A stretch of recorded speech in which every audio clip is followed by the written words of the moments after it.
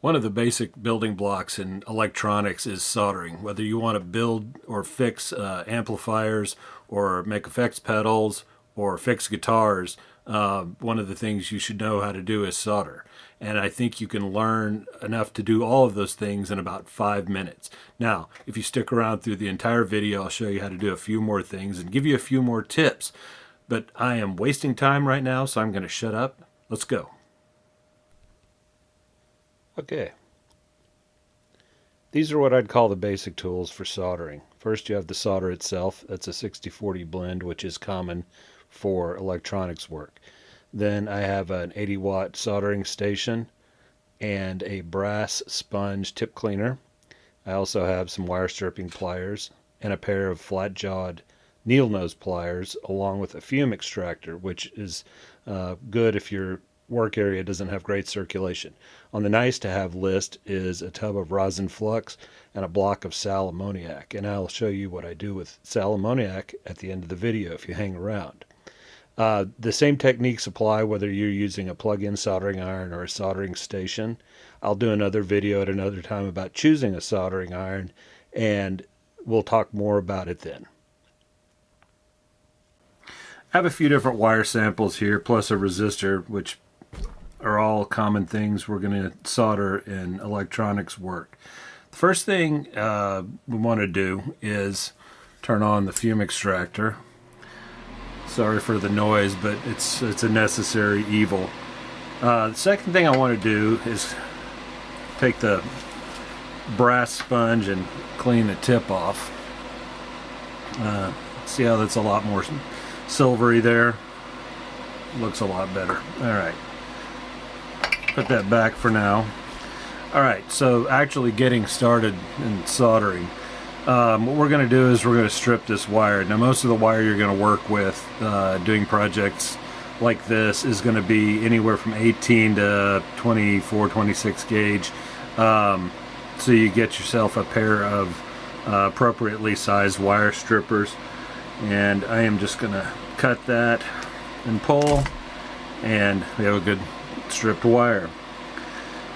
Once it's stripped, let's twist it up. So it looks good. You could actually use it like this, but I think tending a wire is important. First of all, it helps you work with it a lot more easily, and secondly, it gives you a head start in terms of your soldering.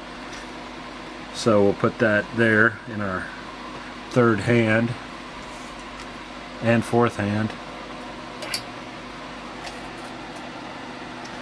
Put a little solder on the tip there, and then we'll touch it to the wire. We'll touch the rest of the solder there. Alright. Go. Alright, now we have a nicely tinned wire. Now, if you find that the end of the wire is kind of flat sometimes, just kind of clip it off. You've got plenty of wire to work with there. Now, I've got an amp chassis here that has 9-pin sockets, which we use a lot of if you're working on amps. Move that out of the way. What I'm going to do is I'm going to bend a hook in this wire. Now, what I am trying to do is establish a sort of mechanical connection with the contact here and the wire. So I'm gonna put that in there and see how I can pull it, and it'll stay. Now, obviously, if I turn it the wrong way, it comes out. But let's go that way for now. Now, one of the things, this is usually sufficient in terms of keeping a wire on there. And make sure it's tight to the contact. You don't need to wrap the wire around the contact. If you work with old gear, frequently you come in contact with wire that's all the way around a contact, and it's hard to get off and hard to maintain. Well, this way you establish a mechanical bond, but also it's easy to get off if you need to. And there we go. Now I've left it for about 10 seconds. The joint is shiny, which is what you want. If you have a dull joint, it's probably what you call a cold joint, and it's not very strong. Go back and apply your soldering iron a little longer until it gets shiny, and then pull it away and let it sit for a minute, and then test it. So I'm testing it, and that is a good joint. Let's do the same with a resistor. I'm going to take the resistor and I'm going to put a hook in it.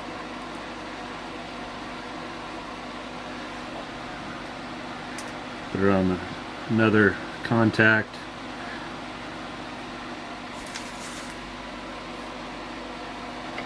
Alright, here we go. If you can touch the contact you're soldering to and the wire at the same time, I think it produces a better joint. I can't prove that, but I think it does. The solder itself will actually transmit heat to either the contact or the work, but I think if you can get both of them, it helps heat it up faster and produces a better joint. So I've let that one cool a little bit, and again, I can twist it, I can pull it, and it's fine. That's going to be rock solid. One of the things you're going to find you need to do fairly often is attach wires to a potentiometer, like a volume pot or a tone pot, and the technique is just the same as everything else, really. I have a pot. Here are the contacts. I have a stripped and tinned wire already with a hook bent in it, and you just put it in the hole there. Grab your solder,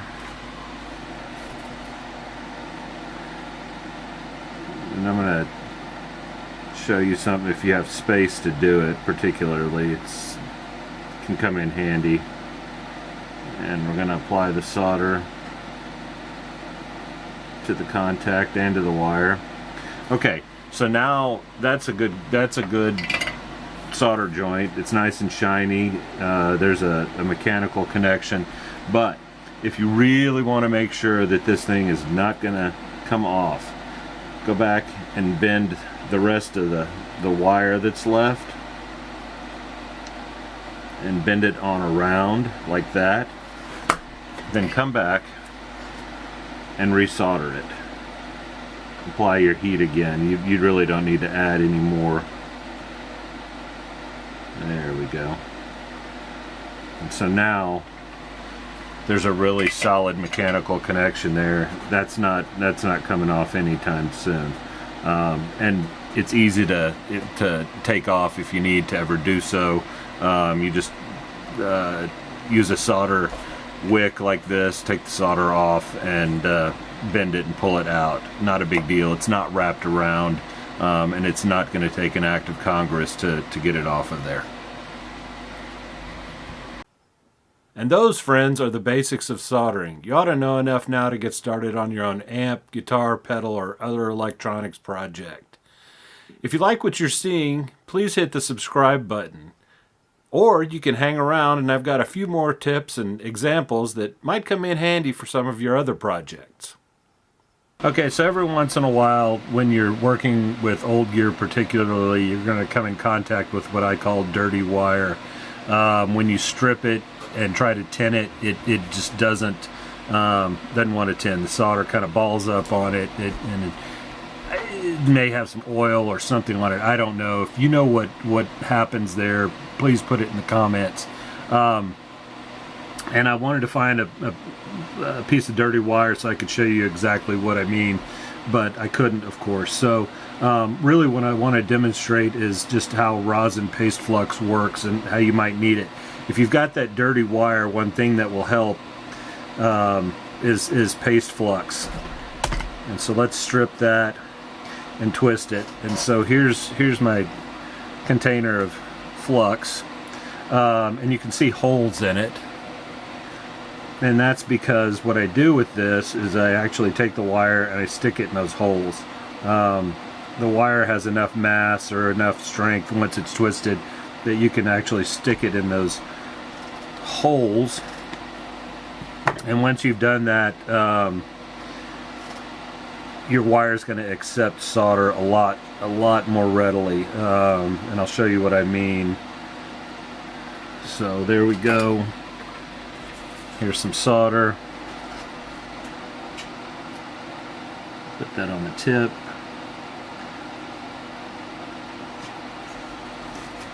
Get this where you can see it, and it just goes right down the length of the wire.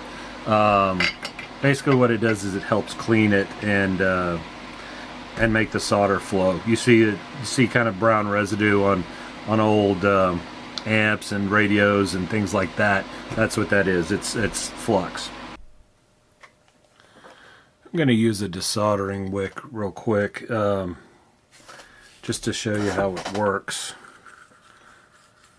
Clean the tip of my soldering iron, and we got to turn on the fan there. Talk a little louder. Okay. So basically it's a piece of copper braid with some impregnated with flux. And so what you need to do is put it between the tip of your soldering iron and the contact or the work.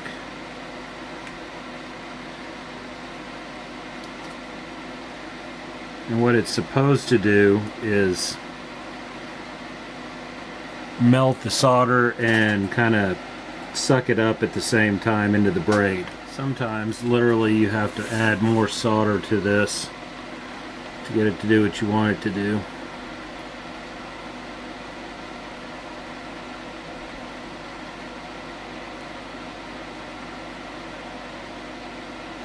Okay.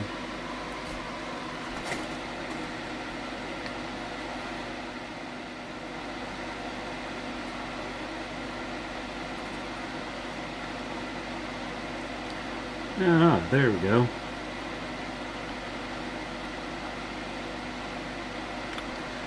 And if you'll notice, there's soldered flux all in the braid, so it kind of picked it up. Let's see if we can get a little more off there. A lot of people like to use a solder sucker for this, and I use one sometimes. They work pretty well. It just depends on what you have hanging around. Let's solder this switch on an effects pedal. Move that out of the way. Alright, I have my fan going. See, that looks pretty dull. Put a little solder on there. And now see how shiny that is? That's a good joint. Let's do this with the other one too.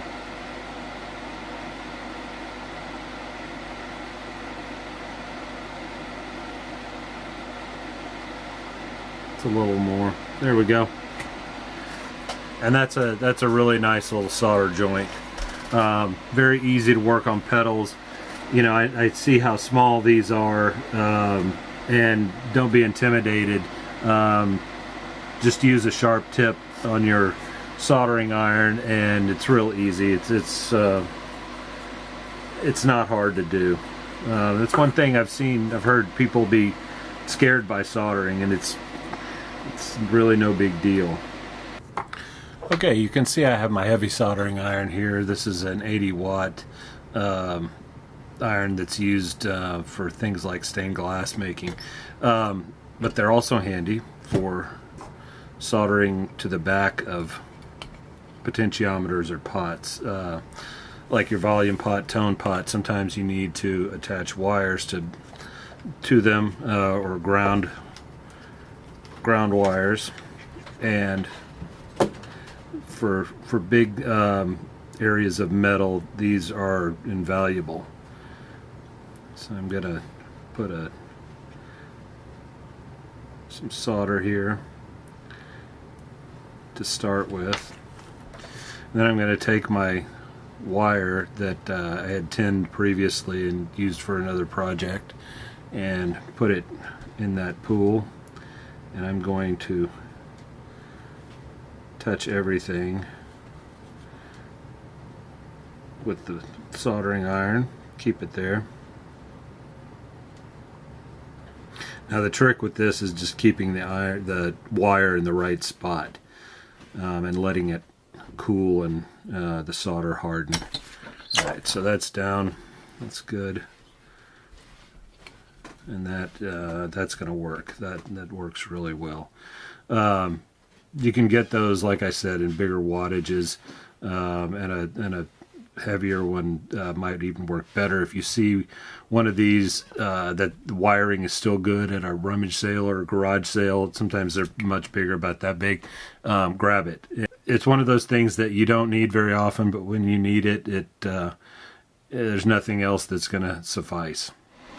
Another thing you can do with an iron this size is apply grounds to a chassis. And it's really, you do it the same way. You put your iron on the chassis, build up a little knot of solder there. Again, there's your wire. Everything together. Hold it.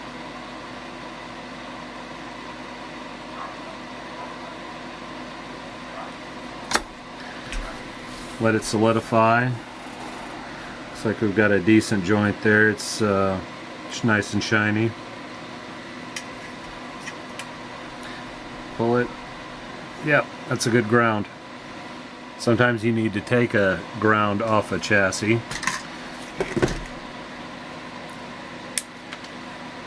So again, here's what you do.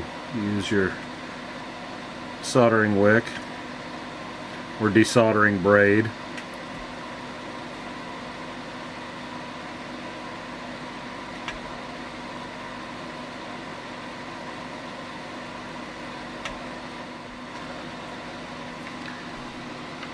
And there we go. If you got a little gun like this, Xuron used to make these. I think Xuron's out of the solder wick business these days, so unfortunately I don't think they make them anymore. Basically what you get is a little spool of it. We're going to do a quick Western Union splice here. Western Union, the old telegraph company, telegram company, there we go. And I've heard varying tales of if they actually use these or not. But basically, when they would splice wire, supposedly, this is how it was done.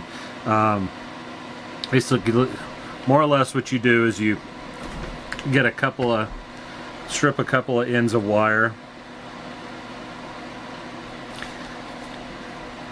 And if you're doing this, you'll want to cover it with heat shrink. And if an end is already connected to a wire, don't forget to put the heat shrink on before you make the joint here.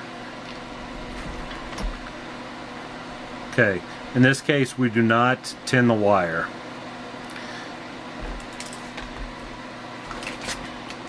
And what you do is you bend a little right angle in it.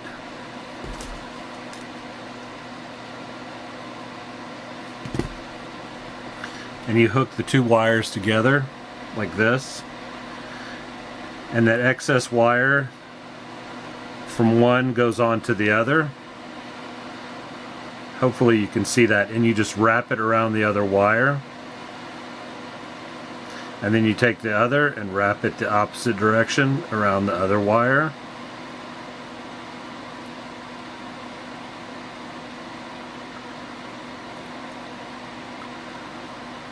And those are all together. And for this case, I'll just put it in my third hand here. Alright. A little solder on the tip there. Alright. And do it just like you're tinning a wire.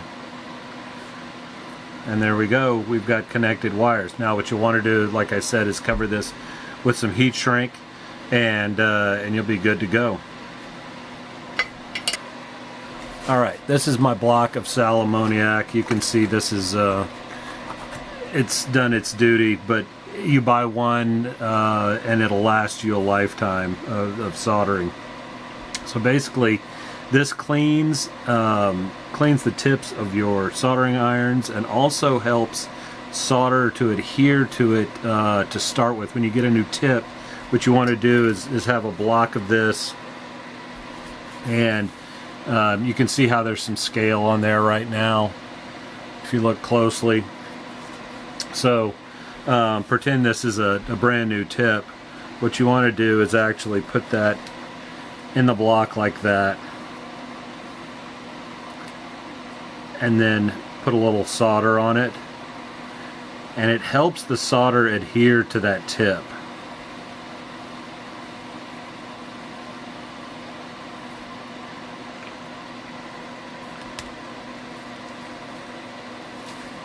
So once you run it through the Sal Ammoniac, and I know it's a weird name, but I guess it's a salt ultimately, then you want to run it through your tip cleaner and see how nice that looks. Now I have way too much on there, I know that, but for the sake of demonstration, it looks pretty good. And you can even use it on the bigger soldering iron as well.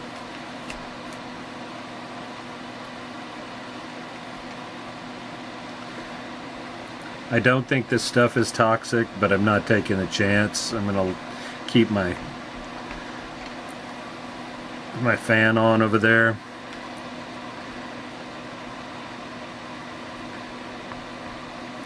And that tip comes out nice and shiny, and we'll even add a little to it.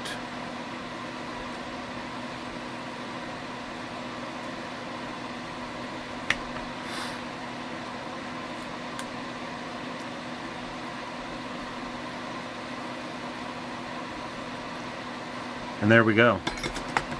That is Sal Ammoniac.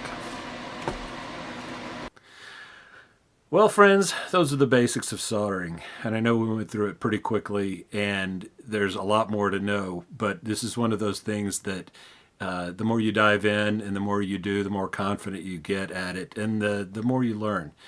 So I hope you found this worthwhile and somewhat informational at least. There's probably a lot of you out there that already know this stuff, but if you don't and you have questions, please put them in the comments below, and I'll do my best to answer them. And I will be making more videos in the future, so please hit subscribe, and I'll see you next time. Thanks for watching.